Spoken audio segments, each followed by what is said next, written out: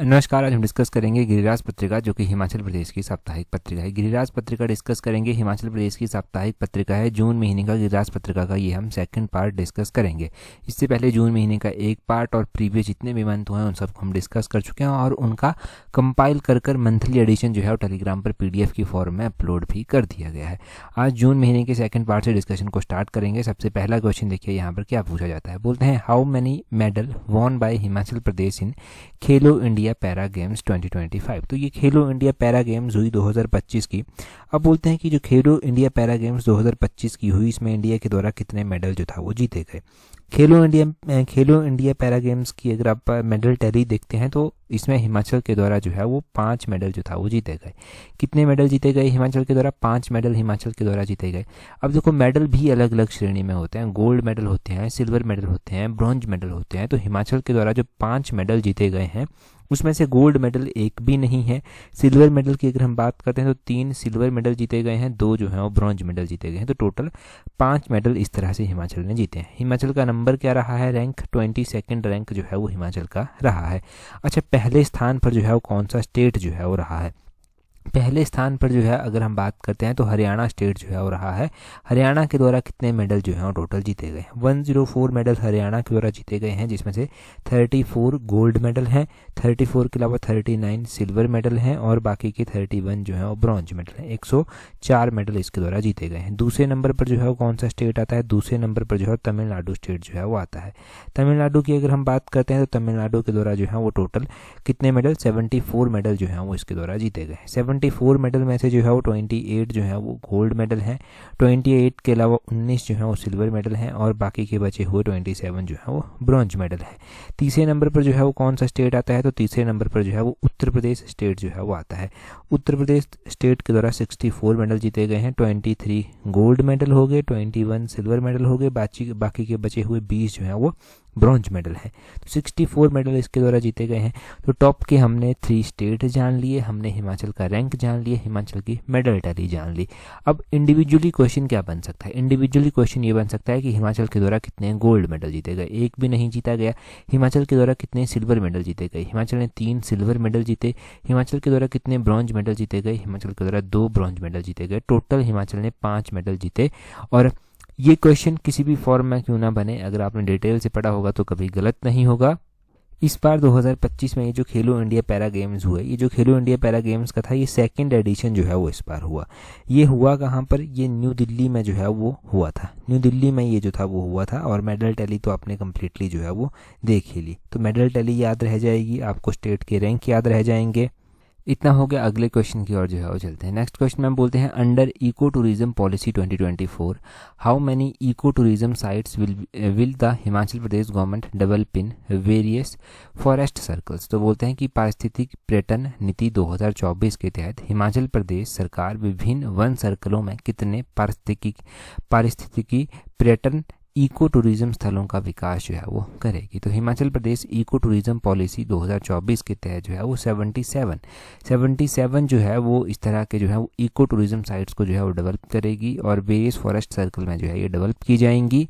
अगर हम tourism sector की बात सबसे पहले हिमाचल में जो है वो करते हैं तो देखो, टूरिज्म सेक्टर एक इंपॉर्टेंट सेक्टर है जो कि बहुत सारे लोगों को हिमाचल में रोजगार जो है वो देता है। और GSDP यानी कि ग्रॉस स्टेट डोमेस्टिक प्रोडक्ट में भी इसका काफ़ी कंट्रीब्यूशन रहता है। अबाउट 7.78% ऑफ GSDP जो है वो टूरिज्म जो है वो कंट्रीब्यूट करता है। एक बात ये याद रह जाए कि सीधा क्वेश्चन यहाँ से बनेगा GSDP वाला, एक क्वेश्चन ये याद रह गया। दूसरा क्वेश्चन टूरिज्म के बारे में आप ध्यान रखेंगे कि हिमाचल प्रदेश में जो दिसंबर 2024 तक टूरिस्ट आए वो कितने टूरिस्ट जो है वो आए। तो हिमाचल प्रदेश में जो है वो 181.24 लाख टूरिस्ट जो है वो आए और इन्हीं टूरिस्ट में से जो है वो 180.41 लाख टूरिस्ट जो था वो ऐसे थे जो इंडियन थे और बाकी के जो बचे हुए 0.83 लाख टूरिस्ट थे वो कैसे थे? वो जो था वो फॉरेनर थे और ये दिसंबर 2024 तक का डाटा हमारे पास अवेलेबल है। ऐसे ही क्वेश्चन पूछ सकते हैं कि दिसंबर 2024 तक जो है वो हाईएस्ट नंबर ऑफ टूरिस्ट जो है वो कहाँ पर आए। अगर हम हाईएस्ट नंबर ऑफ टूरिस्ट की बात करते हैं कि कहाँ पर जो है वो आए पूरे हिमाचल में, तो वो कुल्लू में जो है वो हाईएस्ट नंबर ऑफ टूरिस्ट जो है वो आए। कुल्लू में जो है वो कितने टूरिस्ट आए? यहाँ पर मैं लिख देता हूँ 35,51,825 इतने टूरिस्ट जो है वो कुल्लू में आए। और सबसे कम टूरिस्ट जो है वो हिमाचल में हमें कहाँ पर देखने को मिले, तो सबसे कम टूरिस्ट जो है वो हमें देखने को मिले थे हिमाचल प्रदेश के किन्नौर जिले में। किन्नौर जिले में सबसे कम टूरिस्ट जो था वो देखने को मिले थे। किन्नौर में कितने टूरिस्ट जो था वो आए, किन्नौर में जो है वो 4,21,307 टूरिस्ट जो था वो टोटल आए थे। तो ये कुल्लू का डाटा, किन्नौर का डाटा आपने ध्यान रखना है। Highest number of, lowest number of, total tourist, total foreigner tourist, total Indian tourist Himachal में जो है वो कितने पहुंचे आकर दिसंबर 2024 तक, और टूरिज्म सेक्टर का जो है वो जीएसडीपी में कितना कंट्रीब्यूशन रहता है। अगले क्वेश्चन की ओर जो है बढ़ेंगे। नेक्स्ट क्वेश्चन में हमसे क्या पूछा जाता है, नेक्स्ट क्वेश्चन में पूछा जाता है the next population census in Himachal Pradesh is scheduled to begin on. तो बोलते हैं कि हिमाचल प्रदेश में जो अगला यानी कि लेटेस्ट जो अभी एक जनगणना होने जा रही है, पॉपुलेशन जनगणना, जनसंख्या गणना होने जा रही है, वो कब से स्टार्ट जो है वो हिमाचल में होगी। तो अभी जनगणना का जो है हमने उत्तीर्ण सीरीज में भी पढ़ा था कि मिनिस्ट्री ऑफ होम अफेयर्स के द्वारा इसको सहमति जो है वो दे दी गई है। तो जनगणना फेसेस में जाकर होगी, अलग अलग चरणों में जाकर ये होगी। तो हिमाचल में जो जनगणना स्टार्ट होने जा रही है वो होने जा रही है अक्टूबर 1, 2026 से। 1 अक्टूबर 2026 से ये जनगणना जो है वो स्टार्ट होने जा रही है। देखिए, जनगणना का इस तरह से है कि हर 10 सालों के बाद जनगणना होती है। लेटेस्ट जनगणना के आंकड़े जो हमने याद कर रखे हैं वो 2011 के कर रखे हैं। 2011 के बाद अभी 2021 की जनगणना जो है वो पेंडिंग है। ये 2021 की जनगणना जो है वो अभी होगी। अभी 2021 की जनगणना जब आ जाएगी तो नए आंकड़े याद करने के लिए हो जाएंगे, पुराने भी याद रखने पड़ेंगे, नए भी याद रखने पड़ेंगे। उम्मीद करते हैं कि उससे पहले ही हमारे साथ जुड़े हुए एस्पिरेंट्स को सफलता मिल जाए, चाहे वो हमारे टेस्ट सीरीज के मेंबर हैं, चाहे वो हमारे यूट्यूब के मेंबर हैं। अगर हम बात करते हैं यहाँ पर जनगणना की, तो देखो जनगणना 2011 के बाद अभी जनगणना होने जा रही है, और अभी ये ऐलान किया गया है कि जनगणना जो है वो 2 चरणों में जो है वो करवाई जाएगी। 2 चरणों में करवाई जाएगी। 1 अक्टूबर 2026 से जो है ये जनगणना जो है वो पहाड़ी राज्यों में जो है वो करवाना स्टार्ट कर देंगे। इसमें हिमाचल प्रदेश, उत्तराखंड, जम्मू कश्मीर, लद्दाख, ये राज्य जो हैं वो स्टार्ट होंगे। बाकी के जो मैदानी इलाके हैं उनमें जो है जनगणना 1 मार्च 2027 से जो है वो होगी। साल 2026 में जो जनगणना है, साल 2026 की जो जनगणना है, ये बहुत अभी जो जनगणना होगी 2026 में स्टार्ट, वो बहुत कुछ जो है वो बदलने वाली है, ये बात भी कही गई। अब देखो, जनगणना की अगर हम बेसिक और क्वेश्चन डिस्कस करते हैं तो जनगणना स्टार्ट कब हुई थी। जनगणना वैसे तो कहा जाता है कि 1872 में सबसे पहली बार जनगणना जो था वो हो गई थी। 1872 में ये जो जनगणना हुई थी ये कंप्लीट जनगणना नहीं थी, लॉर्ड मेयो के द्वारा करवाई गई थी। कंप्लीट ये जनगणना नहीं करवा पाए थे, परंतु उसके बाद जो है वो कंप्लीट जनगणना करवाई जाती है 1881 में। लॉर्ड रिपन के कार्यकाल के दौरान जो है ये जनगणना करवाई जाती है। अच्छा, जनगणना की बात जब हो ही रही है तो 2011 की जनगणना के अकॉर्डिंग मैं कुछ इंपॉर्टेंट आंकड़े आपको बता देता हूँ। हिमाचल की जनगणना के अकॉर्डिंग हिमाचल का एरिया जो था 2011 की जनगणना के अनुसार वो 55,673 था। हिमाचल में division, total number of district जो था वो 12 थे। डिवीज़न हिमाचल में 2011 की जनगणना के अनुसार 3 थे। और हिमाचल प्रदेश में अगर हम बात करते हैं कि नंबर ऑफ इनहेबिटेड विलेजेस कितने थे, तो वो थे 17,882। हिमाचल प्रदेश में 2011 की जनगणना के अनुसार टाउन और सिटीज़ की संख्या 59 थी। पॉपुलेशन हिमाचल प्रदेश की 68.65 लाख थी। हिमाचल प्रदेश की मेल पॉपुलेशन, पुरुषों की जो जनसंख्या थी वो थी 34.82 लाख, और फीमेल पॉपुलेशन 33.83 लाख थी। हिमाचल प्रदेश में जो रूरल पॉपुलेशन थी, ग्रामीण पॉपुलेशन, वो थी 61.76 लाख, और हिमाचल प्रदेश की जो अर्बन पॉपुलेशन थी वो थी 6.89 लाख। तो ये 2011 की जनगणना के आपने जो है वो इंपॉर्टेंट आंकड़े ध्यान रखने हैं। ठीक है, इतना यहाँ से हुआ क्लियर। अगला क्वेश्चन देखते हैं हमारे पास क्या पूछा गया है। नेक्स्ट क्वेश्चन में बोलते हैं the number of inhabitants in Mashobra home stay of Himachal Pradesh in 2024 was. तो हिमाचल प्रदेश के मसोबरा जो राज्य शरण स्थल आता है उसमें बोलते हैं 2024 में कितने निवासी थे। 2024 में उसमें जो था वो 22 निवासी थे। ये क्यों चर्चा में आया? चर्चा में आने के पीछे का एक रीज़न है कि मसोबरा में एक बालिका आश्रम है। यहाँ पर बालिका आश्रम में जो है वो एक लड़की ने सुसाइड किया, उसके बाद जो था ये चर्चा में जो था वो आता है। अब हम थोड़ा सा जानते हैं ये जो एग्जाम पॉइंट ऑफ व्यू से क्वेश्चन बनते हैं वो क्या बनते हैं। स्टेट होम कम जो प्रोटेक्टिव होम है मसोबरा का, उसमें बोलते हैं उसका जो प्राइमरी ऑब्जेक्टिव है वो ये है कि जो वल्नरेबल ग्रुप से आते हैं, इंक्लूडिंग यूथ गर्ल्स आती हैं, विडो, डेजर्टेड इंडिविजुअल हैं, जिनका इकोनॉमिक स्टेटस ठीक नहीं है, ठीक है, उन लोगों को यहाँ पर शरण देना, उन लोगों को प्रोवाइड करवाना, ये इसका मुख्य जो है वो इसको स्थापित करने के पीछे का मुख्य जो है वो कारण है। अब बोलते हैं यहाँ पर जो है वो असिस्टेंस भी दी जाती है, जैसे कि शेल्टर दिया जाता है, food, clothing, education, health care, medication, counselling, vocational training, ये सब जो है वो यहाँ पर दिया जाता है। और बोलते हैं the Mashobra state home accommodation 22 residents. तो 2024 तक 22 रेजिडेंट्स यहाँ पर थे। और यहाँ पर एक और बात बोलते हैं कि फाइनेंशियल एड जो यहाँ पर दी जाती है, फाइनेंशियल एड अप टू 25,000 पर women is provided for their rehabilitation. तो 25,000 रुपया उनको उनके रिहेबिलिटेशन के लिए यहाँ पर प्रोवाइड करवाया जाता है। Additionally these women are further supported with a grant of 51,000 for marriage. तो 51,000 रुपया उनको मैरिज के लिए भी जो है वो मिलता है। तो 51,000 मैरिज के लिए मिलता है, 25,000 जो है वो उनको मिलता है जो रिहेबिलिटेशन के लिए उनको फाइनेंशियल एड जो है वो दी जाती है। तो ये है यहाँ का स्टेटस। इसीलिए चर्चा में क्यों आया था वो भी हमने जान लिया। यहाँ से जो क्वेश्चन बन सकता है वो भी क्लियर हुआ। यहाँ से और बहुत ज़्यादा डेप्थ में कुछ जान भी नहीं पाएंगे, इतना सा जान लिया वो काफ़ी है एग्जाम पॉइंट ऑफ व्यू से। अगले क्वेश्चन की ओर जो है हम यहाँ पर बढ़ेंगे। अगला क्वेश्चन डिस्कस करें उससे पहले देखिए, अगर आप तैयारी कर रहे हैं अपकमिंग टीजीटी के एग्जाम के लिए तो आप हमारी कॉम्प्रिहेंसिव टेस्ट सीरीज को ज्वाइन कर सकते हैं, जिसका लिंक नीचे डिस्क्रिप्शन बॉक्स कमेंट बॉक्स में दिया गया है। देखिए, आप हमारी कॉम्प्रिहेंसिव टेस्ट सीरीज को ज्वाइन कर सकते हैं ताकि आपको आपके आने वाले एग्जाम्स में हेल्प मिल सके, चाहे वो आपका HPRC का टीजीटी का एग्जाम हो, चाहे वो JVT का, या फिर और भी आने वाले एग्जाम्स हैं उनके लिए आप तैयारी कर रहे हैं। डेफिनेटली आपको यहाँ पर हेल्प मिलेगी भी, क्योंकि कॉम्प्रिहेंसिव वे से चीज़ों को कवर किया गया है। और यहाँ पर सबसे बड़ा फ़ायदा अभी टेस्ट सीरीज को ज्वाइन करने का ये है कि अगर अभी आप ज्वाइन करते हैं तो आप टेस्ट सीरीज को रिवाइज भी अच्छे से कर पाएंगे। टेस्ट सीरीज को रिवाइज करना बहुत ज़्यादा ज़रूरी है, क्योंकि चीज़ें एक बार पढ़ ली उतना इनफ नहीं है। चीज़ों को बार बार रिवाइज करें और वो एग्ज़ाम तक रिटेन रह पाएँ, एग्ज़ाम तक माइंड में बनी रहें वो चीज़ें, वो बहुत ज़्यादा ज़रूरी है। क्योंकि फाइनली आपने क्या पढ़ा वो तो एक एग्ज़ाम ही डिसाइड करेगा। तो कोशिश करें कि टाइमली अगर आपने ज्वाइन किया है तो रिवीजन भी उसको अच्छे से करें, उसका रिवीजन भी अच्छे से करें और अपनी कमियों के ऊपर फिर काम करना यहाँ से स्टार्ट करें। टेस्ट सीरीज का लिंक नीचे डिस्क्रिप्शन बॉक्स कमेंट बॉक्स में दिया गया है, आप वहाँ से जो है वो इजीली टेस्ट सीरीज को ज्वाइन कर सकते हैं। अभी हम अगला क्वेश्चन जो है वो देखेंगे। नेक्स्ट क्वेश्चन में क्या पूछा गया, बोलते हैं Himachal Pradesh forest ecosystem climate proofing project, जो कि KFW के द्वारा असिस्ट किया जाता है, is currently underway in which district of Himachal Pradesh. तो बोलते हैं कि हिमाचल प्रदेश में वन पारिस्थितिकी तंत्र जलवायु प्रूफिंग परियोजना वर्तमान में किन जिलों में चल रही है। तो ये क्यों किन जिलों में चल रही है और क्यों चर्चा में आई वो हम जानेंगे। जिलों में जो चल रही है वो चंबा और कांगड़ा जिले में ये चल रही है। पहले तो आप जानिए इस परियोजना के बारे में थोड़ा सा डिटेल से, फिर हम कॉन्टेक्स्ट समझेंगे। ये जो Himachal Pradesh forest ecosystem climate proofing project है, इसको KFW जो है वो असिस्ट करता है। जर्मनी बेस्ड जो है ये एक बैंक है जो इसको असिस्ट करता है। इस प्रोजेक्ट का जो बजट है वो 308.45 करोड़ है। इसको KFW यानी credit institute for reconstruction Germany based bank है, इसके द्वारा असिस्ट किया जाता है। और ये करंटली जो है वो हिमाचल के 2 जिलों में कार्यरत है, एक चंबा जिला, एक कांगड़ा जिला। इन जिलों में ये कार्यरत है।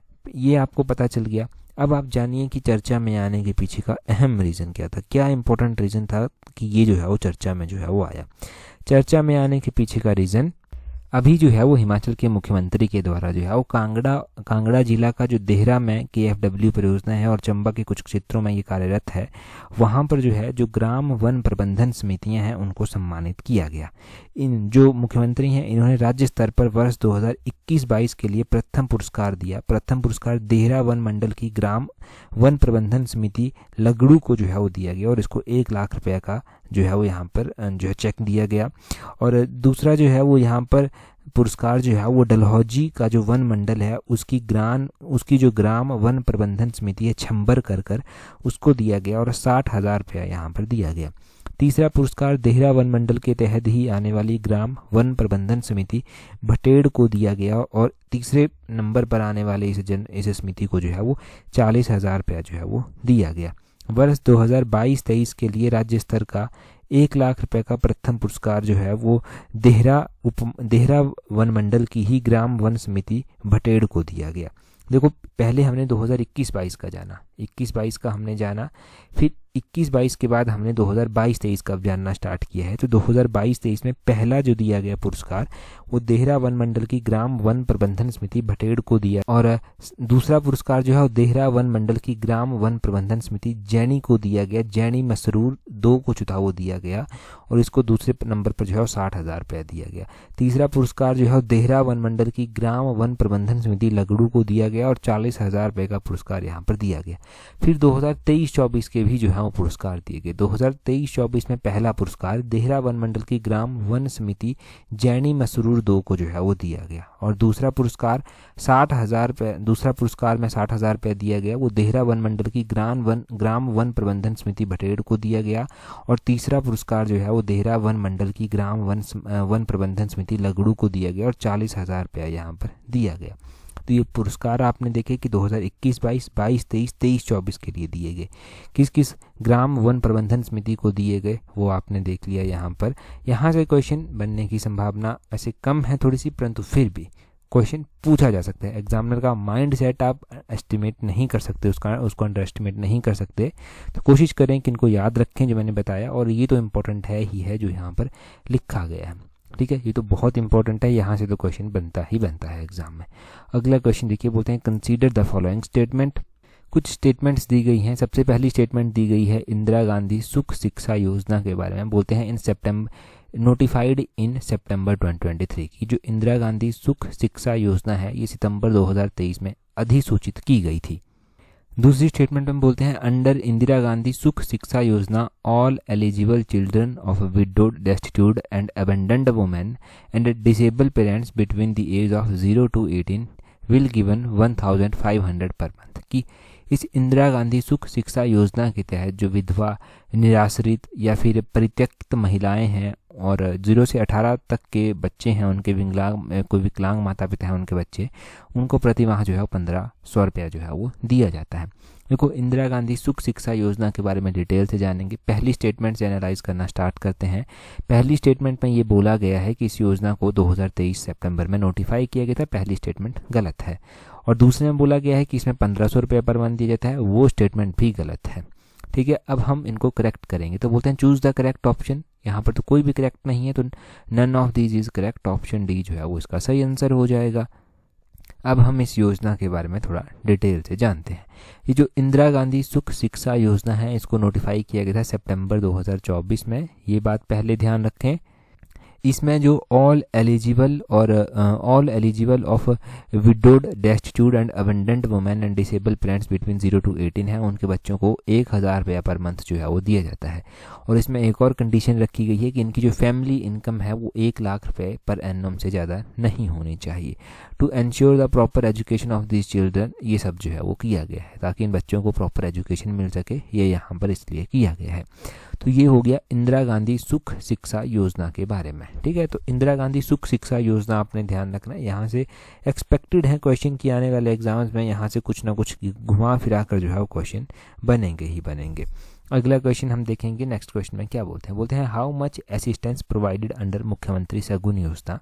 तो ये मुख्यमंत्री शगुन योजना बहुत बार चर्चा में आती है और जितनी बार चर्चा में आती है हम यहाँ से क्वेश्चन पढ़ ही लेते हैं। तो एक आर्टिकल दिया गया था जिसमें ये कहा गया था कि मुख्यमंत्री शगुन योजना से जो है वो साकार हो रहे हैं बेटियों के विवाह के सपने। तो ये आर्टिकल जो था वो आया था, तो इसलिए हम इसको जो है वो डिस्कस कर रहे हैं। ये जो मुख्यमंत्री शगुन योजना है इसमें जो है वो सहायता दी जाती है मैरिज के लिए। मैरिज ग्रांट जो है वो एक तरह से दी जाती है। तो कितनी दी जाती है? 31,000 रुपया दी जाता है, 31,000। ऑप्शन बी जो है वो सही आंसर हो जाएगा। अच्छा, शगुन योजना का तो आपको पता है कि इसमें जो है वो कितना 31,000 रुपया जो है वो दिया जाता है। यहाँ पर थोड़ा सा लिखा भी गया है। ये जो मुख्यमंत्री शगुन योजना है, मुख्यमंत्री शगुन योजना, इसमें 31,000 रुपये दिया जाता है बिलोंगिंग टू BPL फैमिली। उन लड़कियों को दिया जाता है जो BPL फैमिली से जो है वो संबंध रखती हैं। हमारे पास ऐसी ही और भी योजनाएं जो हैं वो चलाई गई हैं। कौन कौन सी योजनाएं चलाई गई हैं शादी को लेकर? एक तो विडो रीमैरिज स्कीम जो है वो चलाई गई है। इस योजना का मुख्य जो है वो एम ये है कि जो विडोज़ हैं उनको रीमैरिज और रिहेबिलिटेशन जो है वो इंश्योर किया जाए। और इस योजना के तहत जो है, इस विडो रीमैरिज स्कीम के तहत 2 लाख रुपया जो है उस कपल को दिया जाता है। 2 लाख रुपया उसमें दिया जाता है। विडो रीमैरिज स्कीम हो गया। विडो रीमैरिज के अलावा एक मुख्यमंत्री कन्यादान योजना भी है। मुख्यमंत्री कन्यादान योजना में जो है वो 51,000 रुपया जो है वो दिया जाता है उन लड़कियों को दी जाता है, उनके गार्जियंस को दिया जाता है जो डेस्टिट्यूट गर्ल्स हैं, उनको सहायता यहाँ पर प्रोवाइड करवाई जाती है। यहाँ पर एक क्राइटेरिया ये रखा है कि उनकी एनुअल इनकम जो है वो 50,000 पैसे ज़्यादा नहीं होनी चाहिए। ठीक है, 50,000 पैसे ज़्यादा उनकी एनुअल इनकम नहीं होनी चाहिए, उनको ये सहायता जो है वो यहाँ पर दी जाएगी। तो इस तरह की योजनाएं जो हैं वो चलाई गई हैं ताकि सहायता मिल सके। ठीक है, तो वो आपने देख लिया कि कौन कौन सी वो योजनाएं यहाँ पर चलाई गई हैं। अगला क्वेश्चन देखिए, बोलते हैं what is the theme of world environment day 2025। अब ये वर्ल्ड एनवायरनमेंट डे बहुत बार रिपीट हुआ था गिरिराज पत्रिका में। ठीक है, अभी वर्ल्ड एनवायरनमेंट डे बनाया गया तो इसमें एक साइकिल रन आयोजित किया गया, यानी कि साइकिल रेस जो है वो आयोजित की गई, एक इसलिए चर्चा में आया। और जो वर्ल्ड एनवायरनमेंट डे था इसके ऊपर अलग अलग लीडर्स के द्वारा अपनी प्रतिक्रिया दी गई, चाहे वो गवर्नर हों हिमाचल प्रदेश के, उनके द्वारा भी कहा गया। अब बोलते हैं कि इसकी थीम क्या रखी गई थी 2025 में। तो what is the theme of world environment day 2025। इसकी थीम रखी गई थी putting an end to plastic pollution. Option A जो है वो सही आंसर है, putting an end to plastic pollution इसकी थीम रखी गई थी। अच्छा, ये मनाया कब जाता है ये पता होना चाहिए आपको कि वर्ल्ड एनवायरनमेंट डे हर साल मनाया जाता है। कब मनाया जाता है? तो ये जो है वो जून महीने में मनाया जाता है और 5 जून को जो है ये मनाया जाता है। 5 जून को ये मनाया जाता है। 5 जून 2025 को जब ये मनाया गया तो आपको इसकी थीम पता चल गई। अब थीम 2025 की तो आपने जान ली। अच्छा, क्या 2024 की थीम भी इम्पोर्टेंट है? बिल्कुल इम्पोर्टेंट है 2024 की थीम। 2024 में इसकी थीम रखी गई थी land restoration, desertification and drought resilience. ये इसकी थीम जो था वो 2024 में रखी गई थी। कई बार 2024 की थीम्स भी अभी एग्जाम में पूछी जा रही हैं। अगर पूछ ली गई 2024 की थीम तो वो भी गलत नहीं होनी चाहिए आपकी, वो भी ठीक होनी चाहिए। अभी हमारे पास वन लाइनर क्वेश्चन है तो उनको देखते हैं। बोलते हैं सबसे पहले क्वेश्चन है कि बिलासपुर का विलय हिमाचल प्रदेश में कब हुआ था। देखो, जब हिमाचल प्रदेश बना था तो बिलासपुर उसका भाग नहीं था। बिलासपुर बाद में चलकर 5वें नंबर का जिला जो था वो हिमाचल का बना था। ये 1 जुलाई 1954 को जो था वो बना था और 5th नंबर का डिस्ट्रिक्ट हिमाचल का बना था।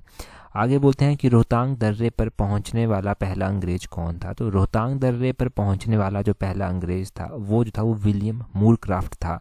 और रोहतांग दर्रा आपको पता है कुल्लू को लाहौल स्पीति से जो है वो जोड़ता है, मुख्य द्वार जो है ये माना जाता है।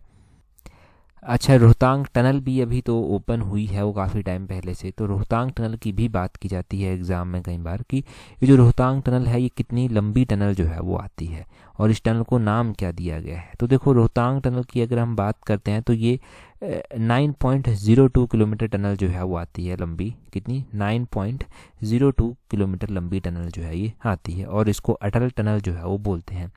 अटल टनल के नाम से इसको जानते हैं। नेक्स्ट क्वेश्चन देखिए, बोलते हैं वर्ष 1951 में हुए प्रथम विधानसभा चुनावों में हिमाचल प्रदेश में कितने निर्वाचित सदस्य थे। तो सदस्य जो निर्वाचित हुए थे वो 36 जो था वो निर्वाचित सदस्य जो था वो यहाँ पर हुआ करते थे। अभी तो 68 जो है वो हमारे पास MLA यहाँ पर आते हैं। 68 MLA में से अगर आप देखेंगे 40 कैंडिडेट जो आते हैं वो इंडियन नेशनल कांग्रेस के आते हैं और रिमेनिंग 28 जो है वो भारतीय जनता पार्टी के हैं। आगे बोलते हैं बुशहर रियासत प्रजामंडल की स्थापना कब हुई थी। तो इसकी स्थापना 1941 में हुई थी। जब 1857 का भी विद्रोह हुआ था तो बुशहर एकमात्र इकलौती ऐसी रियासत हुआ करती थी जिन्होंने अंग्रेजों का साथ नहीं दिया था। कमेंट कर कर आप बताएंगे कि 1857 के वॉर के टाइम बुशहर के राजा जो था वो कौन हुआ करते थे, उनका नाम आप कमेंट करके बताइए। आगे बोलते हैं किस खनिज को भूरा हीरा भी कहा जाता है। तो ब्राउन डायमंड किसको जो है वो बोलते हैं। ब्राउन डायमंड की अगर हम बात कर रहे हैं तो वो बोला जाता है लिग्नाइट को। लिग्नाइट कोयले का एक फॉर्म है तो उसको ब्राउन कोल भी जो है वो बोला जाता है। ब्राउन कोल भी बोला जाता है, ब्राउन डायमंड भी बोलते हैं। भारत में पूर्वी समुद्र तट को किस नाम से जो है वो जानते हैं। तो भारत का जो पूर्वी समुद्र तट है उसको कोरोमंडल कोस्ट यानी कि कोरोमंडल तट जो है वो बोलते हैं। कोरोमंडल तट उसको बोलते हैं। और अभी हमारे पास रिवाइज्ड डाटा आया है और हमें पता चला है कि कोस्ट लाइन की जो लेंथ है, समुद्र तट रेखा जो है भारत की, वो इंक्रीज हो गई है। 11,098 किलोमीटर लंबी बाउंड्री जो है वो भारत समुद्र के साथ जो है वो शेयर करता है। हाईएस्ट बाउंड्री जो है वो गुजरात जो है वो शेयर करता है। ठीक है जी, अगला क्वेश्चन देखिए। नेक्स्ट में क्या बोलते हैं सूर्य में सर्वाधिक गैस कौन सी होती है। सूर्य में सर्वाधिक हाइड्रोजन गैस जो है वो होती है। जैसे पटवारी जैसे एग्जाम है आपके, पटवारी के अलावा जो है वो आपके छोटे छोटे एग्जाम और भी होते हैं जो पहले होते थे, अब तो काफ़ी टाइम से नहीं हो रहे हैं, होपफुली जल्दी ही होंगे। तो उनमें ये क्वेश्चन बहुत बार पूछा गया, पटवारी के एग्जाम में तो पूछा ही गया है। आगे बोलते हैं यशस्विनी घोरपड़े किस खेल की सुप्रसिद्ध खिलाड़ी है। तो यशस्विनी घोरपड़े जो है वो टेबल टेनिस की जो है वो प्रसिद्ध प्लेयर है। हाल ही में यूरोपीय क्लब फुटबॉल की सबसे बड़ी प्रतियोगिता का खिताब किस टीम ने जो है वो जीता है। तो ये पेरिस सेंट जर्मन के द्वारा जो है वो जीता गया है। एशियाई विकास बैंक यानी कि एशियन डेवलपमेंट बैंक की यहाँ पर बात की जा रही है, एडीबी जिसको बोलते हैं। इसका नया अध्यक्ष जो है वो किसको बनाया गया है। तो एशियन डेवलपमेंट बैंक का नया अध्यक्ष जो है वो मसातो कांडा को जो है वो बनाया गया है। अब एशियन डेवलपमेंट बैंक की बात की जा रही है, तो इसकी स्थापना जो था वो कब हुई थी। इसकी स्थापना 1966 में जो था वो हुई थी। पहली बात ये ध्यान रखें। दूसरी बात आपने ये ध्यान रखनी है कि एशियन डेवलपमेंट बैंक का हेडक्वार्टर जो है वो कहाँ पर स्थित है। ठीक है, इसका हेडक्वार्टर भी एग्जाम में पूछ जाता है। तो एशियन डेवलपमेंट बैंक जो आता है 1966 में जिसकी स्थापना की गई थी, इसका हेडक्वार्टर जो है वो फिलीपींस में आता है। फिलीपींस के मनीला में, मनीला के भी मेंडुलोंग मेट्रो में इसका हेडक्वार्टर जो है वो आता है। आगे बोलते हैं यूनेस्को द्वारा 2005 में विश्व धरोहर स्थलों की सूची में शामिल फूलों की घाटी जो कि उत्तराखंड में है, वैली ऑफ फ्लावर्स के किस जिले में, ये उत्तराखंड के किस जिले में स्थित है। पहली बात ध्यान रखें कि ये चमोली जिले में स्थित है और वैली ऑफ फ्लावर जो है वो उत्तराखंड में आता है। फूलों की घाटी कहाँ पर आती है, ये उत्तराखंड में जो है वो आती है। अच्छा, हमारे हिमाचल से भी जो है वो ग्रेटर हिमालयन नेशनल पार्क को जो है वो यूनेस्को की हेरिटेज लिस्ट में शामिल किया जा चुका है। कौन से ईयर में किया गया था वो आप कमेंट कर बताएंगे। आगे बोलते हैं गत 7 वर्षों में भारत में सबसे अधिक प्रत्यक्ष विदेशी निवेश करने वाला देश वो सिंगापुर जो है वो है। वर्ष 2026 में होने वाला सिंहस्थ कुंभ मेला किन शहरों में आयोजित होगा। तो ये नासिक और त्र्यंबकेश्वर में जो है वो होगा। ये 2026 में होगा और सिंहस्थ कुंभ मेला जो है ये होगा। रटौल, हुस्तारा, तोतापरी किस फसल की किस्में हैं। तो तोतापरी हो गया, रटौल हो गया, हुस्नारा हो गया, ये आम की, मैंगो की जो है वो किस्में आती हैं। अगला क्वेश्चन देखिए। अगले क्वेश्चन में बोलते हैं recently who has been appointed as new vice chancellor of Himachal Pradesh university. Himachal Pradesh university का जो नया वाइस चांसलर बनाया गया है वो किसको बनाया गया है, आपने जल्दी से कमेंट कर बताना है। इससे पिछला जो एडिशन था हमारा गिरिराज पत्र का, उसमें हमने पहला ही क्वेश्चन ये डिस्कस किया था। टेलीग्राम पर हमें ज्वाइन कर लें। टेलीग्राम पर ज्वाइन करने के लिए अपने टेलीग्राम से @allexam31 सर्च करना। टेलीग्राम पर आपको प्रीवियस मंथ की एडिशन मिल जाएगी सारी PDF फॉर्म में, और ये मंथ जैसे ही कंप्लीट होगा तो उसकी PDF भी प्रोवाइड करवा दी जाएगी। आज की इस वीडियो में इतना ही है। That's all for today. Thank you very much for watching and listening it very patiently.